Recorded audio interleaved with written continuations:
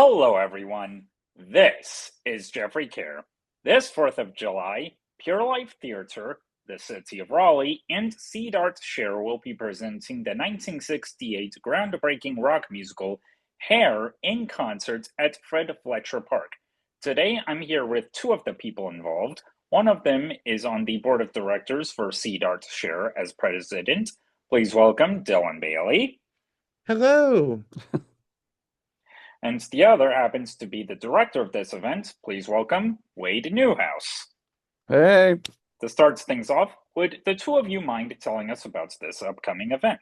Thank you so much for having us on today. We're really excited about this upcoming concert of Hair. It's turned into quite the big event. It's a celebration of America's 250th Independence Day, but it's an alternative way of celebrating. There's going to be a million celebrations that day, right? And so we wanted this event to be rooted in community, in truth, a lot to explore a lot of the themes that exist in this iconic musical, Hair, um, and kind of address ongoing American struggles while also looking forward to a hopeful future. So, in addition to the concert of Hair on the day of in Fred Fletcher, we've got many arts organizations are going to be doing free performances on the amphitheater stage. It includes things like we've got things like Commedia dell'arte happening. We've got opera. We've got some musical theater, recitations of Walt Whitman. We'll have some drumming, some string arrangements from United Strings of Color. Now we'll even have some Shakespeare happening on the day of. So it's a lot of really interesting stuff. Uh, and that's just the intent there is in addition to celebrating the themes of hair and exploring those themes, we also want to celebrate the creativity that exists in our arts community and come together in community. We'll also have arts organizations tabling, sharing information about their upcoming seasons and programming that they'll be offering. So it's a day of a free-flowing event. Audiences can come and go as they please. None of it's ticketed. It's free to the public. And this is all taking place from 3 to 6:30, leading up to the concert of Hair that we'll then be doing in the park. And Wade, do you have anything to add to that? Well, I think it's important to know or to think about or talk about that it is a concert. Mhm. It's not a full production of that show. That show is, 30 something, I think, songs. It has characters. It has, 2.5 hours of choreography. It has a script and it has a specific time and place. It's about America in 1968. It's about attitudes toward the Vietnam War, stuff like that. And this isn't that. This is 18 of the songs that Dylan has picked out and decided express the heart of the show and express the attitudes that sort of thread between that show and America more generally, especially on the 4th of July. And so people coming to see this, if they know Hair, will say, "Oh, I know that song. I know that song. I know that song." But people who don't know that show might just walk through the park and see a bunch of people really excitedly doing some songs that they may or may not recognize, that they can stop and listen to, or maybe participate in, or tell other people to come by and see. And it really is designed to be um, an experience rather than a show. And so it's really that's what's sort of complicated and fun about it is figuring out how to be true to the spirit of the show and yet make it accessible to anybody who might not be interested in something that complete. And how are things going so far? We're halfway into the rehearsal process. It's been a tight rehearsal process. Again, it's not the full production. It's not all of the content that's originally scripted in the show. Um, and we're working with really wonderful local performers that have the chops to learn the material in a tight rehearsal time of 3 weeks. And so we've learned quite a bit of the choreography. We're doing a handful of performance of songs in our performance that are really rapturous and get up and move and groove. And then some have kind of lean into a little bit more stillness. We have a fabulous music director in Titus Pollard who has taught us essentially the whole score at this point. And then uh, we're doing a lot of in-space work next week at the amphitheater. So we're going to be doing a lot of staging. It's hard to imagine. We've been holding rehearsals on William Peace's campus in either like music rooms or in the Black Box Theater here on site. It's hard to imagine being out in this beautiful park on this amphitheater stage until we get there. So that's what a lot of next week is going to be about. Yeah, yeah. And how familiar were you guys with Hair prior to this?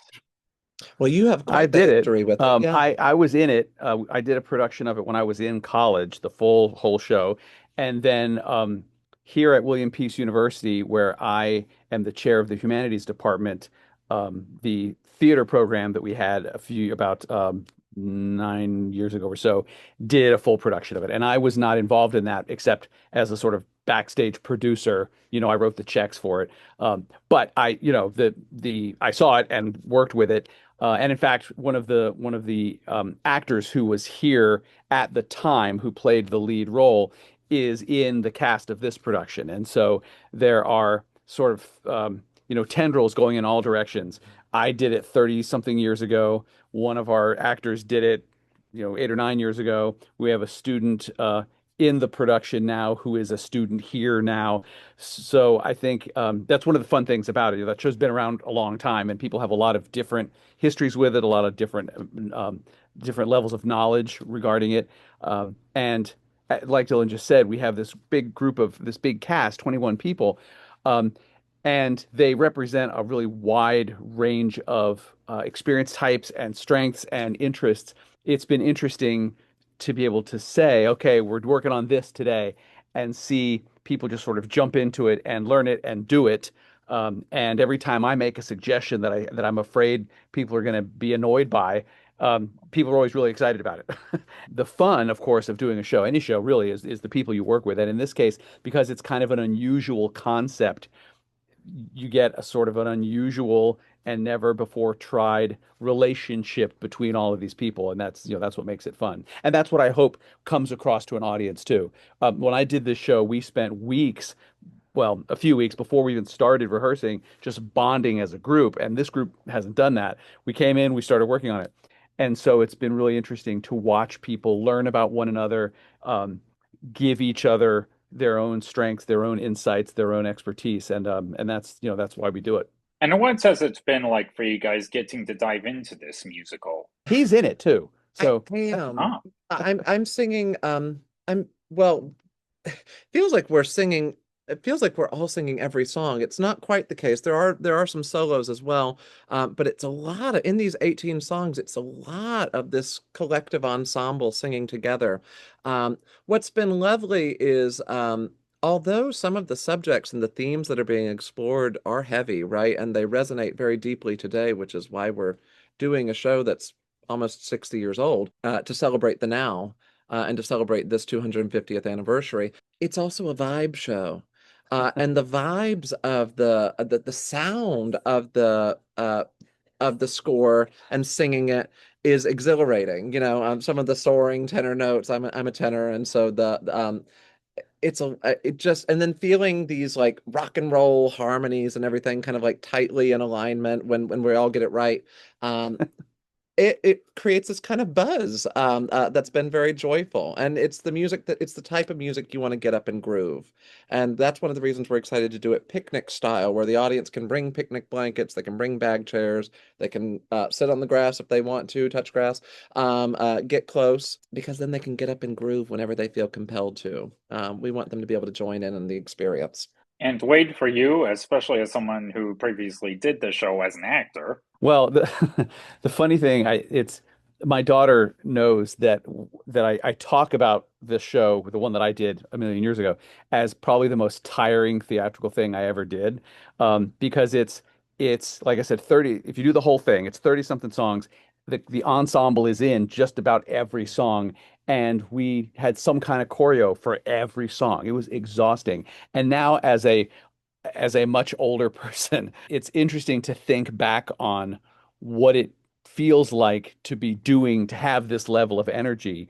And this cast doesn't have to have that much energy because it's not the entire show. On the other hand, it's outside and it's July and it's going to be 90 something degrees and there's trees and there's pollen and there's bugs and there's, you don't know what the audience is going to do. You don't know who's going to come by. And that's a whole, that sort of improvisational spirit is in some ways truer to what the show is about than putting up a full production. The show started as the script and score writers, hanging around with people in New York City and transcribing stories of people they knew on the streets, and then they wrote these poems and they hired a professional musician to turn them into songs. But it felt in 1968 very improvisational, even though there's a script. And this version, even though there is a sort of a script, is going to feel even more improvisational. We're going to be in the space for 4 or 5 days. We're going to run it maybe twice before we do it. And the first thing I said to them the first day was, if you're in the room being part of this process, you have to be willing to drop a line and have someone else take it. You have to be willing to reach for a harmony and get the wrong note. And you have to be willing to do the choreography and then fall down in the grass and grab someone in the audience and hope they join you, but not know if they're going to join you. I mean, that's the absolute unknowability, if that's a word, of it is really the most interesting part. And it's what I hope the audience gets from it too. There's just the no sense really of exactly how it's going to go down. That's the way I think that show should be done. And this upcoming 4th of July will Yep. mark Next America's week. 250th birthday.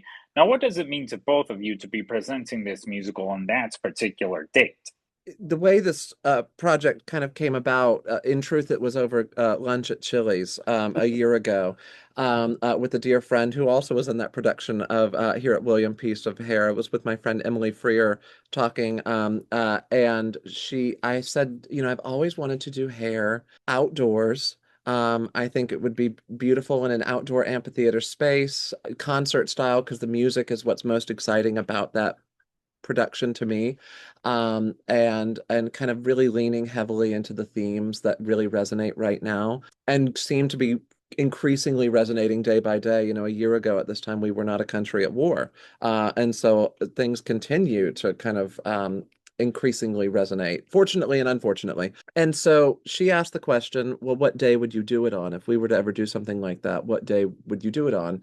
And she asked a lot of questions like that, and I said July 4th would be interesting. There's already a lot of conversations about America's 250th, and there's a lot of references to American history in the score. There's a lot of references to patriotism in the score, and of course, anti-war sentiment is some of what that's rooted in as well. But that felt like a day that would make sense to me, and also kind of intentionally serving as a reclaiming of the holiday because it is a day that a lot of people have mixed feelings about. Sometimes it feels that that holiday can be a whitewashing of truth and a whitewashing of the full history. It's America's 250th Independence Day, but not everyone gained freedom 250 years ago.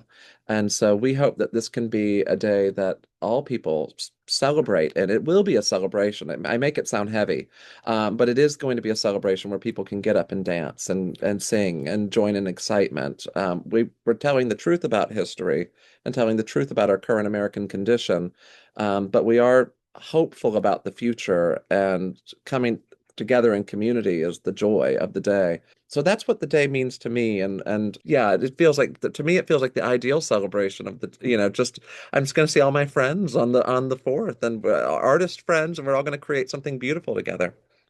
I am a teacher of American culture, and I think that by definition, really, any holiday should be an introspective time. Mm. We always pitch, or popular culture always pitches holidays as celebrations. That's the word we use. But I think if a day is set aside on the calendar to commemorate something, a thoughtful person should always be thinking about what that means and how that works. And I mean, even, my favorite holiday is Halloween, and there's nothing that's not fun about Halloween, but you still should take a minute and think about how we got there, right? Why we have Halloween and how it works. And I think the 4th of July is one of those things that it's built into the fabric of how we grow up. It's part of our year, our calendar from the beginning. But what a little kid finds interesting about it should be different from what their parents find different about it. Someone in my generation should think about different things than someone in my parents' generation. Um, And I think it's one of those holidays that the more you know, the more you should think about. And I don't mean think about in a critical, anti-American or anti-anything way.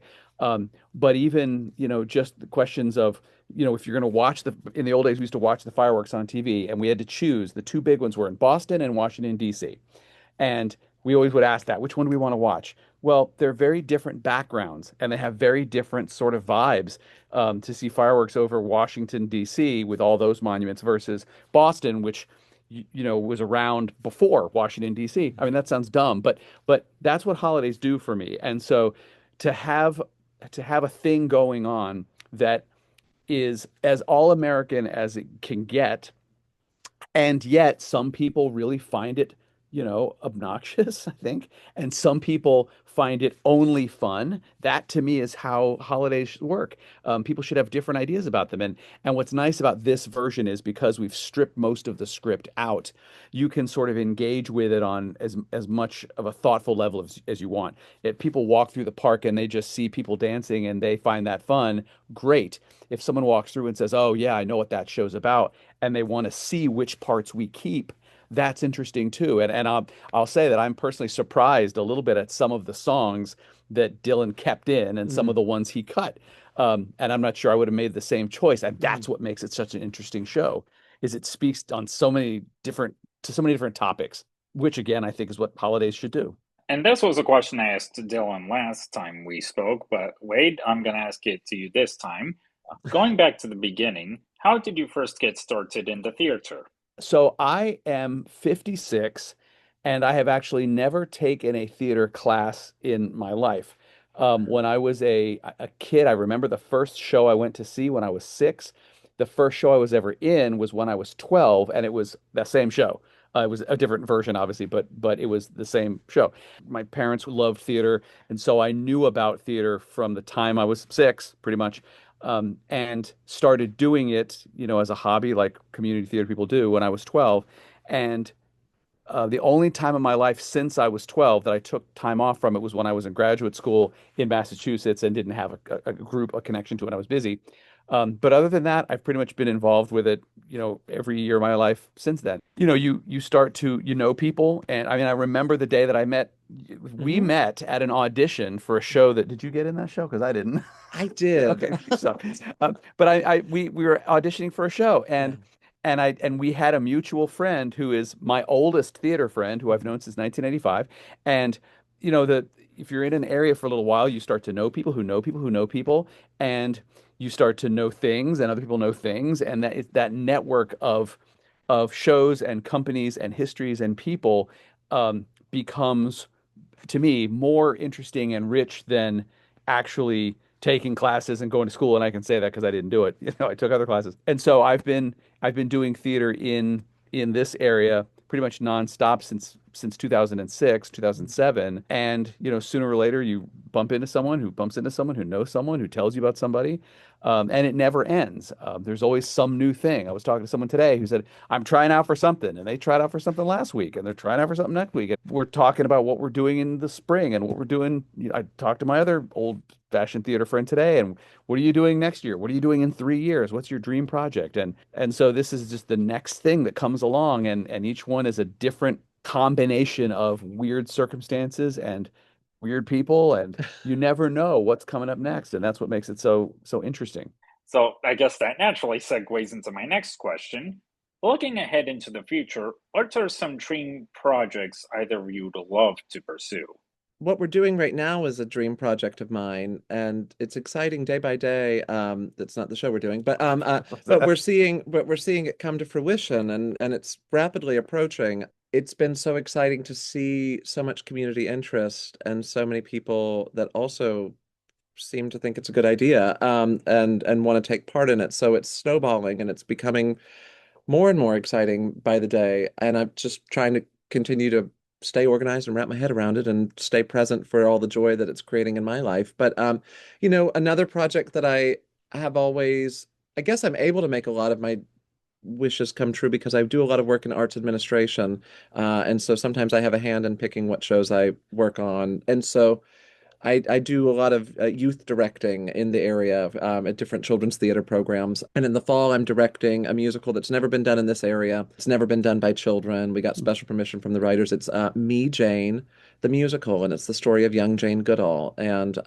I, was as we all were very sad when she passed.